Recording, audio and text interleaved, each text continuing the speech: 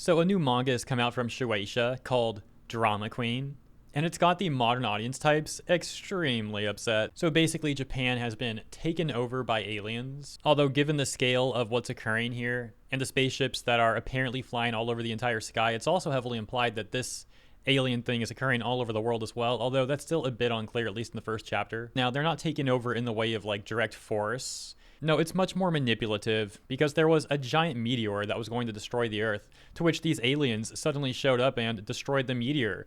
Now the majority of people on Earth are extremely grateful for their new alien overlords and treat them like a bunch of kings. Even when some of the aliens are mistreating humans, nobody does anything about it because everyone is basically worshiping these new aliens. There seems to be two main characters so far, one being 17-year-old Namamoto, who seems to constantly be on the receiving end of some levels of physical violence from these aliens, including her boss at work, who constantly physically abuses her. This freaking alien blob thing basically making it a regular thing for him to hit her in the face. And that's not even the only alien that hits her. Earlier than that, there's another one like walking by that elbows her in the face and then refuses to apologize for this apparent accident.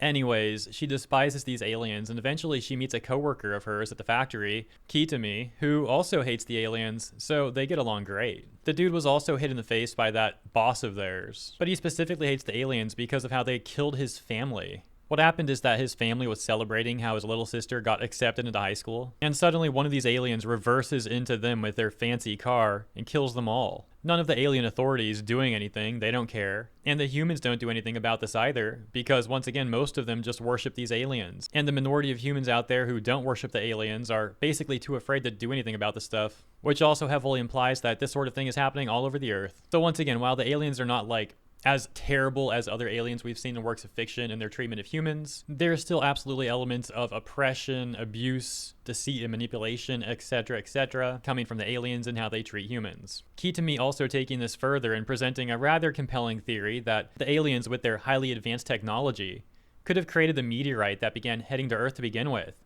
just so they could destroy it and pull off this whole so-called peaceful invasion. And so at the end of the first chapter, Namamoto's abusive alien boss accidentally gamins himself, the dude inadvertently setting himself on fire.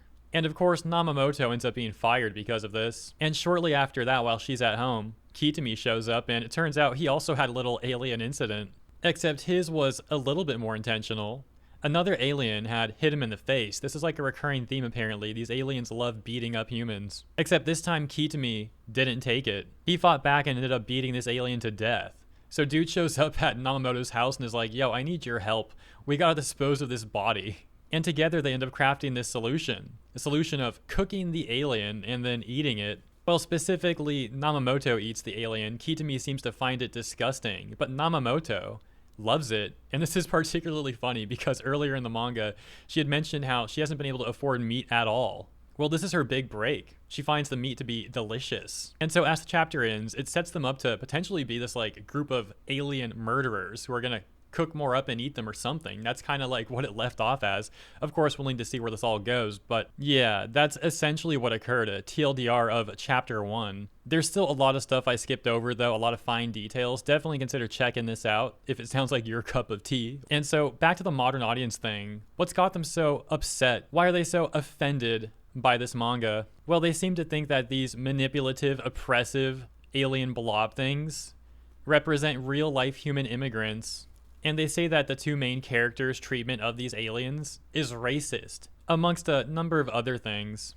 And therefore, they're trying to also say that the mangaka is a very problematic individual, using this manga as a bunch of dog whistles or something. You know, some of these sort of people always got to try and look for the next thing to call problematic and to get offended by. For example, we have a tweet here with all caps, getting 31,000 plus likes on December 1st, saying, "How did this get greenlit? This manga is just an outlet for a bigoted Japanese person to rant about the recent influence of immigration in Japan." I think the OP may have meant influx of immigration, not sure. Regardless, that's a pretty bold claim. The fact of the matter is, you can't know for sure why this mangaka made this manga. Maybe he really doesn't like the influx of recent immigration in Japan. And for the record, simply ranting about that, as the tweet claims, doesn't make someone a bigot. That's like the sort of talking point you'd get from The View or something. But anyways, maybe that stuff really did spur the mangaka to make Drama Queen. Or maybe He simply wanted to write about a bunch of obnoxious, disgusting aliens and have a few main characters do something about it, to which the point would therefore be to simply make something entertaining. The responses to that tweet having a bit of duality, one saying cry harder, and the other saying the chapter wasn't even trying to hide the parallel. Other comments such as base Japan and y'all don't remember that Japan has been racist for like a long time, fork found in kitchen, and I know there's literally only one chapter out, but these are some of the most unlikable characters I've seen in a minute. In my opinion so far, Kitami is what he is, just like kind of generic, needs a little more screen time, I guess, so to speak. But Namamoto's been very entertaining, and ultimately that's an extremely important thing for a main character to be, entertaining. So I'll definitely be reading chapter 2. I want to see where this thing goes. This tweet, claiming that Drama Queen is straight up Nazi manga, saying it's so shockingly racist that they're speechless, and wondering what Shueisha was thinking. That tweet getting over 1,400 likes. Another tweet says, yes, because them being racist is totally not a character flaw and looked down by other characters in the story, and showing an example where some of the other co-workers at the factory look at Namamoto and say, couldn't you have called for help? In reference to how she watched the abusive boss immolate. And it's amazing how these people are upset that the abusive boss got axed. Dude would literally like hit her every day and make her bleed. But for some reason, so many of these people are letting that go, not saying anything about it, and instead blaming Namamoto for everything. Following that same premise, I found this comment to be very interesting. They start by referencing another manga, and then go on to talk about Drama Queen, saying, in this, however, the aliens aren't even necessarily doing anything wrong from what we've seen. The main character claims she got hit, but we didn't see it either time.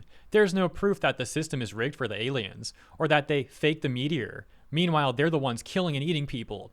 Well, aliens, are aliens people? Maybe that's the question this series is going to address. I'm interested in how future chapters go, at the very least. Well, at least they're interested in seeing where it goes. However, there's some issues with that comment. First of all, they victim blame Namamoto, saying there's no proof that she actually got hit, when she's shown bleeding multiple times. And the first time, yeah, we can see the alien like raised his arm, seemingly smacking Namamoto behind him and making her bleed from the nose. To which she does say, yeah, the alien hit her, and he refuses to apologize. To be fair, there is an argument that this may have not actually hit her the way this was drawn or something, but it seems like a weak argument. And of course, they also said there's no proof that the system is rigged for the aliens, when in fact we do have proof of that. The first example being how aliens are getting free parking places, while humans are forced to pay. And of course, the whole situation with Kitami and his family. Those are just a few examples, but let's check out this response where someone said to that person, the part where she, being Namamoto, claims she was hit is the most telling part. If the author really wanted to paint the alien as the bad guy, they would have drawn a panel of the alien elbowing her to drive the point the alien is bad. But in all three panels where she got a nosebleed, we never see the alien touch her. So I already addressed that point earlier. Let's continue on to the next thing this person says, which is, it could be that she internalized the hatred she had for the alien so much that she thinks her nosebleeds are caused by the alien. These people really sound like they're just victim blaming, really. They end with this. If done correctly, this manga could be a good social commentary on the effects of xenophobia, racism, on the mind of people. I've seen so much parallel with this chapter, and Haitian/Ohio situation in real life. Oh yeah, this 17-year-old girl getting abused by these grown aliens, you know, that's just, it's all her fault. She's really just imagining this and just bleeding for some reason. A reason that's totally not the fault of the aliens hitting her in the face. Now, I did admit this could have been drawn more clearly. However, if I had to pick, like, is she really getting hit or not, I'd say the evidence is more compelling that she is, despite some arguments you can make about the way this was drawn. Another top comment reading, it's satire. We're meant to relate to the protagonists, but we're sure as heck not supposed to like them. We don't see the alien accident that supposedly leads to the loss of the male character's family.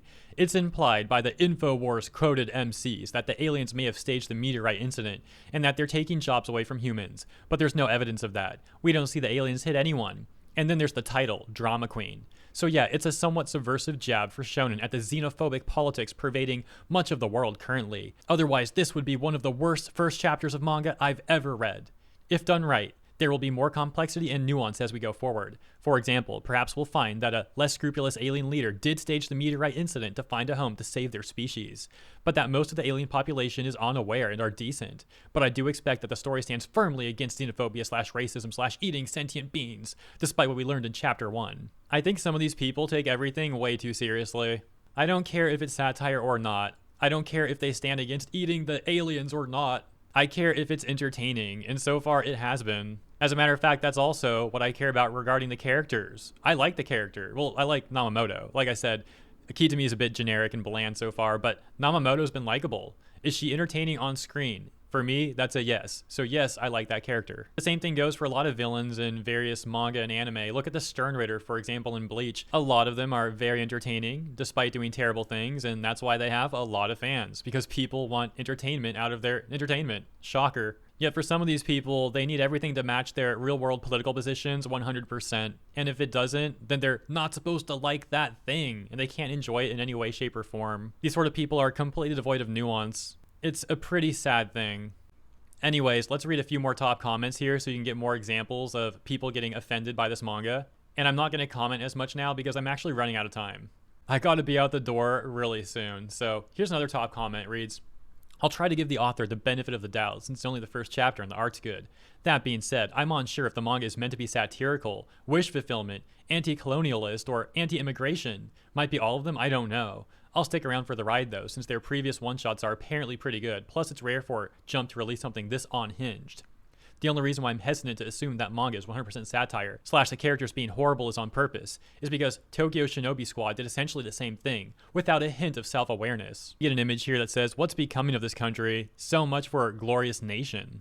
I keep seeing people claim this is anti-colonial because the aliens are the population majority, but that part just kind of reads like a Great Replacement conspiracy dystopia to me.